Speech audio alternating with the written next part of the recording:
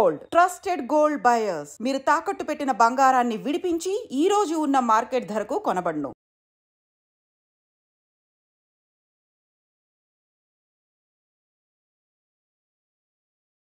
ఇక్కడలాగా ఒక సమస్య వచ్చినప్పుడు లేదా ఒక ప్రాబ్లం వచ్చినప్పుడు వాళ్ళని ఫస్ట్ బాండ్ చేయడమో లేదంటే అరెస్ట్ చేయడమో లేదంటే కోర్టులో కేసు వేయడమో it is such a long process in India.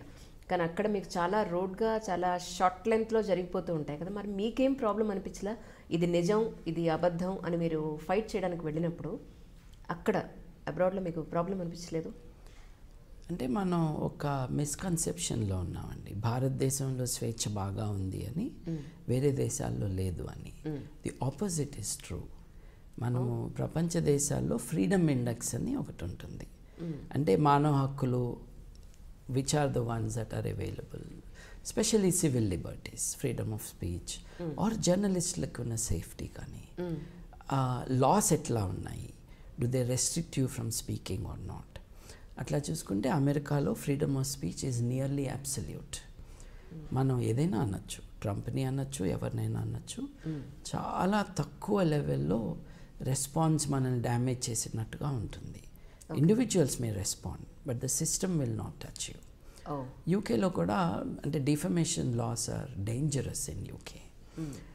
రష్యాలో ఇద్దరు పోట్లాడుకుని యూకేలో కేసు పెట్టుకుంటారు, ఎందుకంటే అక్కడ చట్టం గట్టిగా ఉంటుంది. అది అట్లా ఉంటుంది. ఫ్రాన్స్లో నేను పబ్లిక్ స్పీచ్ ఇస్తూ, it was one of the biggest speeches I have given. Big అంటే in terms of audience, people over there. ఒక 15,000 మంది ఉన్నారు ఆడియన్స్గా. మామూలుగా వెస్ట్రన్ కంట్రీస్లో 100 మంది మీ మీటింగ్కి వచ్చారంటే అబ్బా ఎంత గొప్ప మీటింగ్, ఎంత పెద్దది అని అనుకుంటాం. అలాంటిది 15,000 మంది వచ్చారండి. ఇటలీలో ఒకసారి అటువంటి మీటింగ్ అడ్రస్ చేశాను. అక్కడ వెయిట్ గురించి మాట్లాడారు సార్ మీరు? అదేనండి చెప్తున్నాను. దేర్ ఐ అక్యూజ్డ్, నేను ఫారినర్ని, ఫ్రాన్స్లో పబ్లిక్ మీటింగ్లో I accuse the president of France for high treason.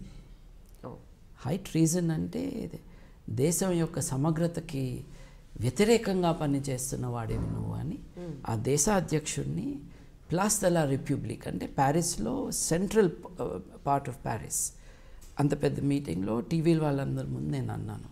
నా మీద చర్యను తీసుకోలేదు. అంటే యాజ్ అన్ ఇండియన్ మీరు అక్కడికి వెళ్ళి వాళ్ళ దేశ కాలమాన పరిస్థితుల్ని పాయింట్అవుట్ చేస్తున్నప్పుడు కూడా మీకు ప్రాబ్లం రాలేదా అక్కడ?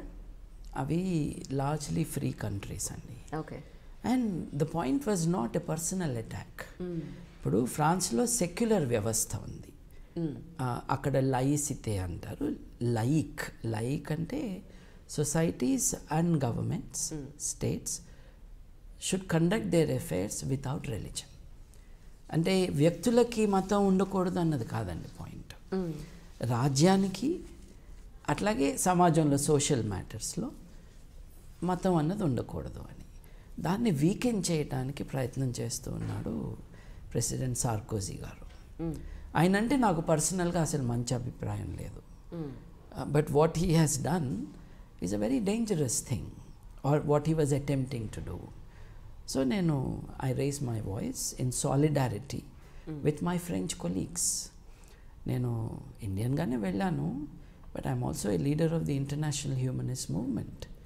అది కెనడాలో జరిగినవి కానీ, ఫ్రాన్స్లో జరిగినవి కానీ, జర్మనీ కానీ, స్లోవాకియా కానీ, పాకిస్తాన్ అవ్వచ్చు, బంగ్లాదేశ్ అవ్వచ్చు, శ్రీలంక అవ్వచ్చు, ఏ దేశం అయితే ఏమైంది, మనం we are talking about the issues there. విదేశీయుడు వచ్చి మన దేశంలో మాట్లాడాడు అన్న స్పృహ మనలాంటి దేశాల్లో ఎక్కువ ఉంటుంది. అక్కడ అలా లేదు. It's a free society there relatively. So అక్కడ చర్చలు చేసే ఆగడాలు కానీ ఇవన్నీ కూడా బయటపెట్టింది నా కొలీగ్సే. They have been very active. ఈ దొంగ పాస్టర్లు వీళ్ళు చేసే మోసాలు, హిడెన్ కెమెరాస్ పెట్టుకుని స్టింగ్ ఆపరేషన్స్ చేసి వాళ్ళని బయట పెట్టడము, this is a regular activity for the sceptic rationalist movement in the western society. అక్కడ ఆ దేశాల్లో డామినెంట్ ఫోర్స్ క్రిస్టియానిటీ కాబట్టి శక్తి తగ్గిపోతూ ఉన్నా కూడా the dominant force is Christianity there. కాబట్టి వాళ్ళ ఫోకస్ అక్కడ it is on the deception ఇప్పుడు ఈ tens of billions of dollars revenue ఈ ఇండివిజువల్ చర్చెస్కి వస్తూ ఉంటుంది. ఇప్పుడు ప్రెసిడెంట్ ట్రంప్ గారు చేస్తున్న one of the most disastrous things ఏమిటి అని అంటే జాన్సన్ అమెండ్మెంట్ అని ఒకటి ఉన్నది. జాన్సన్ అమెండ్మెంట్ ఏం చెప్తుంది అని అంటే a church or charitable organisation, religious charitable organisation తన రిసోర్సెస్ని పొలిటికల్ పార్టీ ఫైనాన్సింగ్కి కానీ సపోర్ట్కి కానీ వాడటానికి వీల్లేదు అని చెప్తుంది. ఆల్రెడీ ట్యాక్స్ ఫ్రీ, అంటే ఎవరికి వాళ్ళు డబ్బులు ఇస్తే ఆ డబ్బులతో ఒక ఎంపైర్ బిల్డ్ అవుతుంది. వీళ్ళందరూ కలిసి ట్రంప్ గారికి డబ్బులు ఇవ్వటానికి చట్టం ఒప్పుకోదు. ఆ చట్టాన్ని మారుస్తున్నారు ట్రంప్ గారు. Which means American politics will be polluted by this immoral earnings of the church. So అటువంటి డేంజర్స్ ఉన్నాయి. అక్కడ ఫైట్ చేసేది, దీన్ని రెసిస్ట్ చేసే వాళ్ళందరూ కూడా they are my colleagues in the international movement. ఎప్పుడైనా రమ్మంటే సపోర్ట్కి మనం కూడా వెళ్తాము. ఫ్రాన్స్లో చేసినట్టుగా. ఆఫ్ కోర్స్ నేను ఇంగ్లాండ్లో బేస్ ఉన్నప్పుడు రైలు ఎక్కితే ఫ్రాన్స్కి వెళ్ళిపోవచ్చు. సో ఫ్రీక్వెంట్గా వెళ్ళి అక్కడ ప్రొటెస్ట్ కానీ అవి చేసేవాళ్ళం. When I'm based here it is not that easy to regularly interview.